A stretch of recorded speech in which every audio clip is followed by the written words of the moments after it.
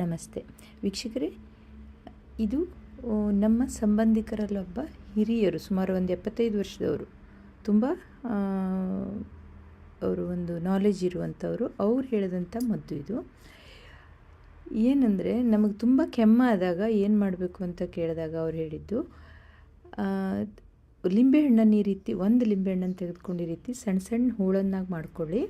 ಅದಕ್ಕೆ ಅದೇ ಪ್ರಮಾಣದಲ್ಲಿ ಕೆಂಪು ಕಲ್ಲು ಸಕ್ಕರೆಯನ್ನು ಸ್ವಲ್ಪ ಜಜ್ಜಿ ಪುಡಿ ಮಾಡಿ ಎರಡನ್ನೂ ಕೂಡಿಸಿ ಅದನ್ನು ಒಂದು ಪಾತ್ರೆಗೆ ಹಾಕಿ ಸಣ್ಣ ಉರಿಯಲ್ಲಿ ಅದನ್ನು ಕೈ ಆಡಿಸ್ತಾ ಇರಬೇಕು ಸೌಟಿನಲ್ಲಿ.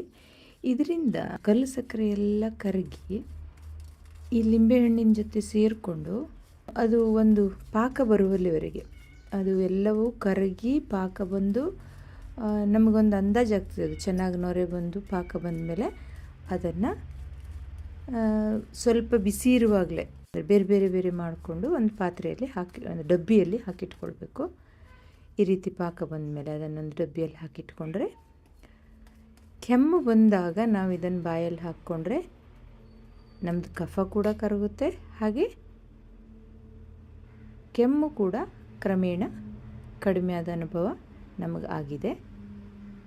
ಹಿರಿಯರು, ಅನುಭವಿಗಳು ಹೇಳಿದಂಥ ಈ ಮದ್ದನ್ನು ಕಾದಿಡಬೇಕು ಅನ್ನೋ ಯೋಚನೆಯಿಂದ ಇದನ್ನು ನಿಮ್ಮೊಂದಿಗೆ ಹಂಚಿಕೊಂಡಿದ್ದೇನೆ. ನೀವು ಇದರ ಪ್ರಯೋಜನ ಪಡೆದುಕೊಳ್ಳಿ. Thank you.